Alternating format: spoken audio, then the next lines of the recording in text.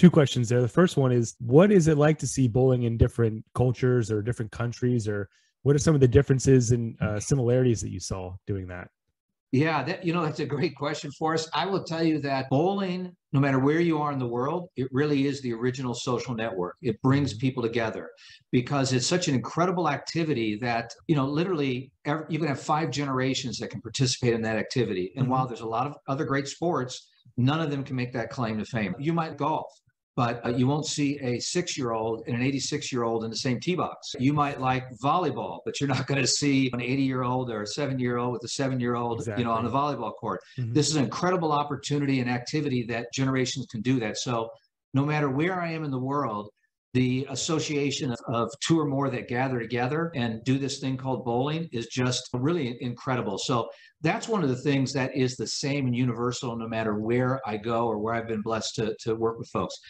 The one thing that is that in America, bowling is a national pastime, right? Most people don't realize that bowling is the most popular participation sport in America. Yes. More people bowl every year than play golf, football, baseball, tennis, any of you name it. None of them. No one surpasses the numbers bowling has as it relates to participation. That's not the case internationally. In many other countries, bowling is an emerging or a new sport or activity.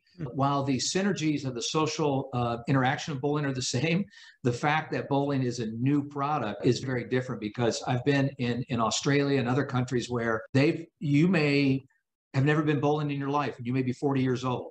But in America, you very rarely run into anybody that hasn't bowled sometime in their life because it's America's pastime. Yeah, it's just ubiquitous. Yeah. Yeah. Oh, I like that. That's cool. I was just talking last week to Alex Funk of Funk Bowling over in Germany, and they have 8 centers, and it sounds very similar. Maybe some of the games are different, the style of play, 9-pin, 10-pin, but like you said, primarily it's a social activity, people coming together. Yeah, regardless of the number of pins, regardless of the length of the lane, and regardless even of the size of the bowling ball, it is a social interaction that people can gather together and really have multiple generations and participate in that activity, whether it's 5-pin in the north in Canada or candle pin or duck pin in the Northeast or 9-pin over in Europe. It's bowling. And it's a ball and it's pins and it's interactive.